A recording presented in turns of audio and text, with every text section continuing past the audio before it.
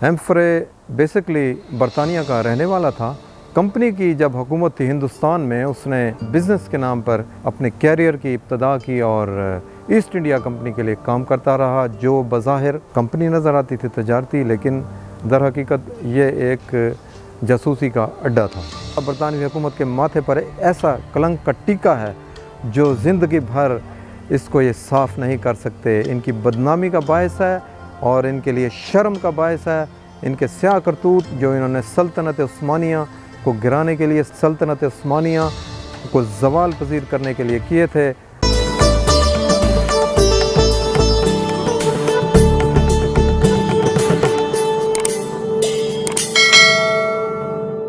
मेरी इस वीडियो का मौजू ये है कि बरतानवी साम्राज्य ने 18वीं सदी में मुस्लिम उम्मा, इस्लामी ममालिक के ख़िलाफ़ और दीन इस्लाम के ख़िलाफ़ जो साजिशों का जाल बिछाया और ऐसे असबियत के, तफ़रक़े के, फ़िरक़ेवारी के, फ़िरक़ेबाज़ी के ऐसे बीज बोए जिनका ख़मियाज़ा आज भी हम भुगत रहे हैं। हमारे मुआशरे में जो ये बुराइयां हैं, ये तबक़ाती तक़सीम है, ये फ़िरक़ा परस्ती है, ये मज़हबी फ़िरक़ा परस्ती है, वो एक नासूर की सूरत इख्तियार कर चुकी है और इसके बीज बोने वाले ये बरतानवी साम्राज्य के नुमाइंदे थे। 1700 के शुरू में बरतानिया की वज़ारत नौ आबादियाती ने एक वफ़द तश्कील दिया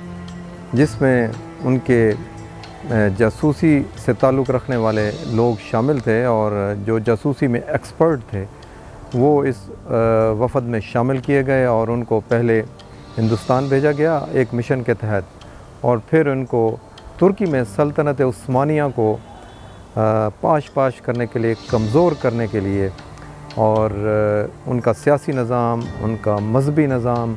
और उनका जो मुआशरती निज़ाम था उसको नाकाम बनाने के लिए दरअसल ये वफ़ूद भेजे गए और इनका फ़ोकस ज़्यादातर तुर्की की सल्तनत उस्मानिया था। इस सिलसिला में जो उनको प्रोग्राम दिया गया, उस प्रोग्राम के तहत ख़ुसूसी तौर पर यह हदायत दी गई कि आपने ये 4-5 इश्यूज़ पे काम करना है और इसका रिज़ल्ट ये निकलेगा कि कुछ अरसे बाद जो है ये हुकूमत इनकी और इनकी बादशाहत ख़त्म हो जाएगी। और वो 4-5 जो नुकात थे कुछ मेरे जहन में हैं। एक तो उसमें बताया गया, उनको ब्रीफिंग दी गई कि तबक़ाती इसमें आपने जो तबक़ाती तफ़रक़ा वो पैदा करना है, मज़हबी मुनाफ़रत फैलानी है और सियासी निज़ाम में साजिशें लेके आनी हैं और इसके अलावा जो कबायली सिस्टम है, जो कबायली निज़ाम है, उसको आपने कमज़ोर करना है। और ये 3-4 पॉइंट्स थे जिनके ऊपर उन्होंने कहा कि आपने जाके काम करना है। और ये वफ़ूद जब तुर्की में आते थे तो इसके बारे में ना तो तुर्की की आवाम को सही सूरत हाल का इल्म था और ना ही जो बरतानवी आम आवाम थी वो इससे बाखबर थी। और इस सिलसिला में जो पहला वफ़द आया वो 1710 में आया, तुर्की के शहर इस्तांबुल पहुंचा अपने इस मकरू प्रोग्राम को लेकर और इसका जो सरबराह था वो हेम्फ्रे था। हेम्फ्रे बेसिकली बरतानिया का रहने वाला था और कंपनी की जब हुकूमत थी हिंदुस्तान में, उसने इसके नाम पर, कारोबार के नाम पर, बिज़नेस के नाम पर इसने जो है अपने कैरियर की इब्तदा की और ईस्ट इंडिया कंपनी के लिए काम करता रहा, जो बज़ाहिर जो है एक कंपनी नज़र आती थी तजारती, लेकिन दर हकीकत ये एक जासूसी का अड्डा था। वहाँ से इसको तरक्की दी गई इसकी खिदमात के एवज़ और इसको स्पेशल टास्क देकर तुर्की भेजा गया। लंदन में इसकी ब्रीफिंग हुई इसी वज़ारत में और इसके जो वज़ारत के जो नौ आबादियाती वज़ारत जो थी, इसका जो मिनिस्टर था और इसके जो सेक्रेटरी थे جو اس کا سیکرٹری تھا اس نے باقاعدہ طور پر اس میٹنگ میں ان کو بریفنگ دے کے روانہ کیا، جو انہوں نے وہاں پر ترکی میں جا کر سلطنت عثمانیہ کے خلاف کام کیا، سازشیں کیں، لوگوں کو خریدا، منافرت پھیلائی، وہ کبھی بھی ظاہر نہیں ہو سکتا تھا۔ لیکن ایک واقعہ ہوا ایسا کہ جس کے بعد اس کی ہمفرے کی جو یادداشتیں تھیں منظر عام آ گئیں۔ وہ ہوا اس طرح کہ جب 1939 اور 40 کے درمیان کا واقعہ ہے، عالمی جنگ جاری تھی، دوسری عالمی جنگ، تو اس دوران جرمنوں کے ہاتھوں یہ برطانوی جو کارندہ تھا، جو جاسوس تھا، جو وفد لے کے گیا تھا ہمفرے، اس کی یادداشتوں پر مشتمل ایک مسودہ ان کے ہاتھ آ گیا اور انہوں نے اس کا بغور مطالعہ کر کے برطانیہ کی جو مذموم عزائم تھے ان کو پوری دنیا میں جو ہے بے نقاب کیا، اور اس کو باقاعدہ اس کا جو ہے جرمنی میں اسپیگل ایک میگزین تھا جرمنی کا، اس میں اس کو جرمن لینگویج میں اس میں اس کو قسط وار سے مختلف ایپیسوڈز میں شائع کیا گیا، اور برطانیہ کے مذموم جو عزائم تھے اسلامی حکومت کو گرانے میں اور سلطنت عثمانیہ کا زوال کا باعث بننے والے، وہ منظر عام پر لائے گئے۔ جب جرمنوں نے اس کو شائع کیا اسپیگل میگزین میں، تو اس کے بعد کچھ عرصے بعد ایک فرانسیسی میگزین تھا، اس نے بھی اس کو چھاپا اور مختلف قسطوں میں اس کو چھاپا اور اس کی سٹوریز بنا کے سٹوریز کی صورت میں شائع کیا۔ اور اس کے بعد پھر ایک لبنانی رائٹر تھے اور ان کو یہ شوق ہوا کہ اس کا جو ہے میں عربی میں ترجمہ کروں، اور انہوں نے عربی میں اس کا ترجمہ کیا اور اس کے علاوہ انگلش میں بھی ترجمہ کیا، اور یہ جب مختلف تراجم ہوتے رہے، ترجمے ہوتے رہے جرمن لینگویج میں، فرینچ لینگویج میں اور انگلش میں، اور اس کے بعد عربی میں، اور پھر ابھی ریسنٹلی کوئی 25-30 سال کے دوران یہ اردو میں بھی جو ہے اس کے ترجمے ہو چکے ہیں، اور یہ پوری طرح سے برطانیہ کے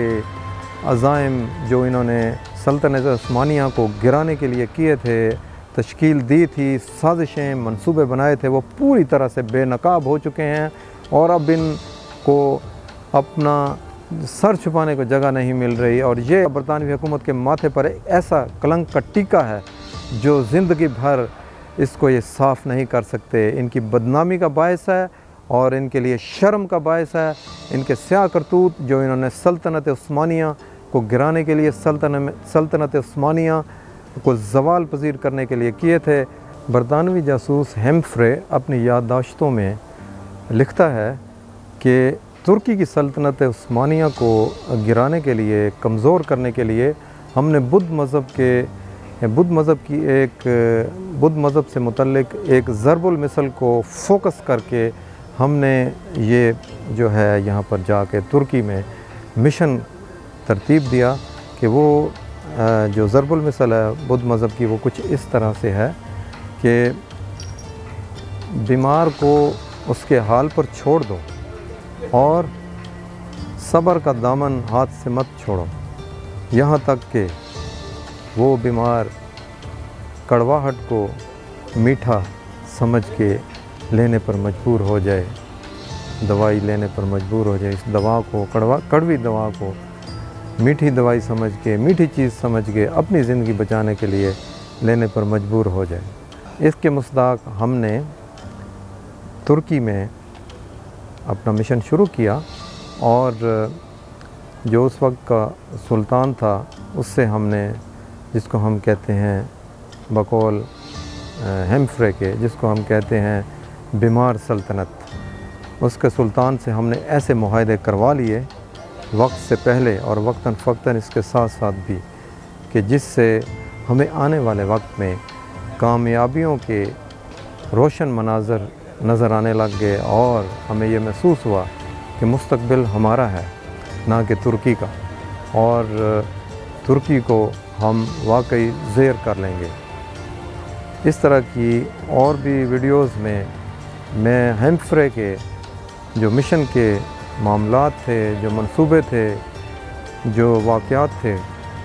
وہ آئندہ بھی آپ کے سامنے بیان کروں گا۔ یہ ابتدائیہ تھا اور اس میں